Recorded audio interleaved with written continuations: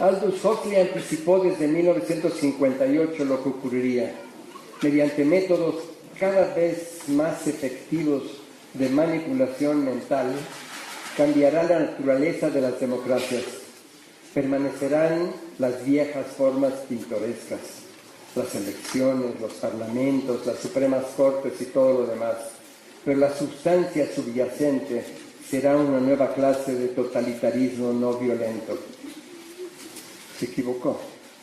Ese totalitarismo recurre a formas terribles de violencia. La crisis no es un complot, pero la guerra sí. El artículo de Tyler Cohen explica lo siguiente.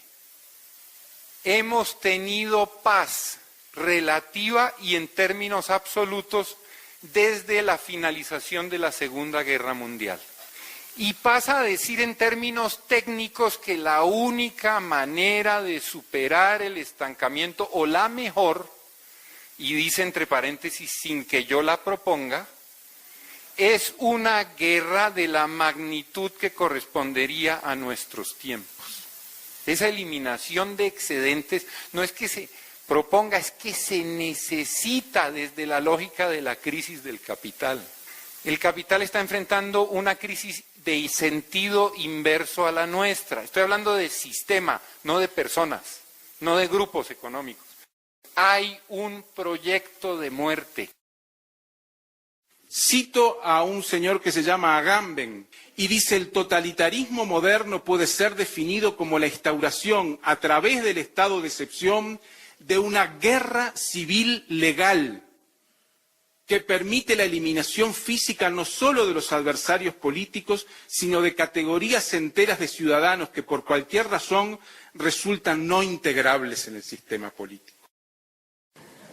La catástrofe que se avecina no es una crisis más en la historia del capitalismo, es un ajuste de cuentas entre el capital y la humanidad, y va más allá de las buenas o malas intenciones de tal o cual gobierno. El zapatismo captura, así se dice, creo, la esencia y sentencia una guerra mundial, una guerra cuyo único enemigo es la humanidad. Eduardo Galeano lo sintetizó así: las guerras mienten, ninguna guerra tiene la honestidad de confesar yo mato para robar. Las guerras siempre invocan nobles motivos, matan en nombre de la paz, en nombre de la civilización, en nombre del progreso, en nombre de la democracia, y por las dudas, si tanta mentira no alcanzara, ahí están los medios de comunicación dispuestos a inventar enemigos imaginarios para justificar la conversión del mundo en un gran manicomio y en un inmenso matadero. Pero no solo. Señalando sin querer o queriéndolo, Eduardo Galeano agregará: la guerra se vende mintiendo, como se venden los autos. Son operaciones de marketing y la opinión pública es el target. Puesto que el capital no puede ya invertir en la producción, la isla actual se entrega sin reservas a una fiebre destructiva. En dos palabras, el capitalismo crea y destruye. Crea tantas necesidades como nuevos mercados que las satisfagan. Algunas veces se destruye a sí mismo para regenerarse, como los centros que abandonó y ahora recupera. Pero las más de las veces destruye formas de vida y territorios ancestrales. La producción capitalista solo sabe desarrollar la técnica y la combinación del proceso social de producción, minando al mismo tiempo las dos fuentes originales de toda riqueza, la tierra y el hombre. Eso es del capital, pero no lo digo porque no está de moda. Ahora lo que les interesa es producir la mayor destrucción posible, la mayor cantidad de muertes, desaparecidos y desplazados. Las llamadas víctimas colaterales no son tales, son también objetivos militares. Targets, les dicen los manuales de los distintos ejércitos capitalistas. Después de despoblar un territorio de sus habitantes, llegan las grandes empresas ya con sus cuadros calificados y domesticados. La población local que permanezca será utilizada para los trabajos peor pagados y es tratada como extranjera en su propia tierra. Se reordena la sociedad en ese territorio. Así se completa el otro elemento que el zapatismo señala como característica de esta guerra mundial, el despoblamiento. En síntesis, la guerra capitalista busca la destrucción, despoblamiento y simultáneamente la reconstrucción, reordenamiento.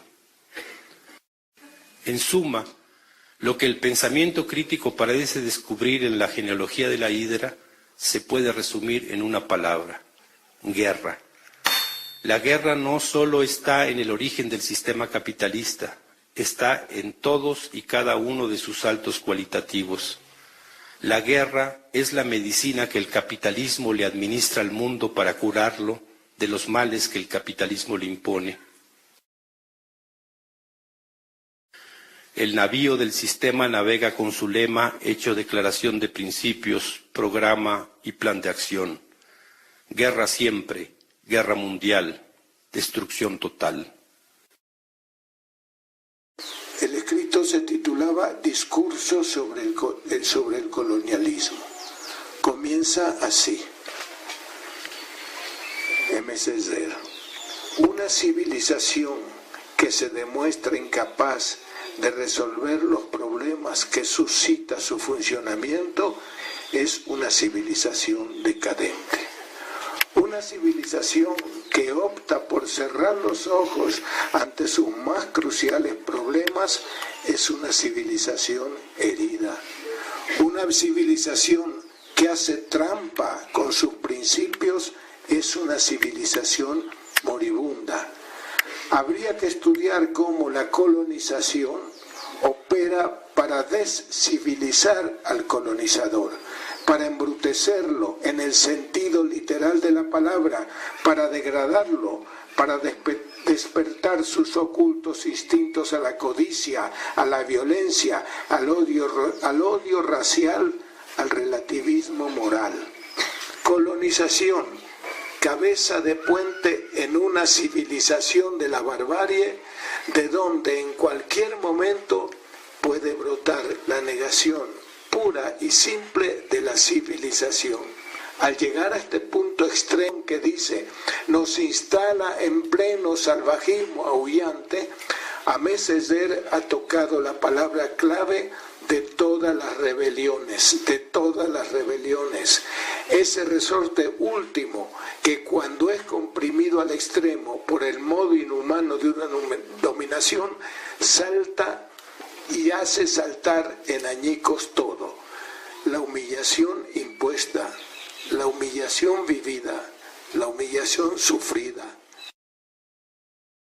Uno de los fines mayores del paradigma de la modernidad democrática es conectar la era y civilización presentes de vuelta a la vida. Vivir con el capitalismo es una antivida. La modernidad, que es inseparable del capitalismo, ha bloqueado por completo las venas de la vida.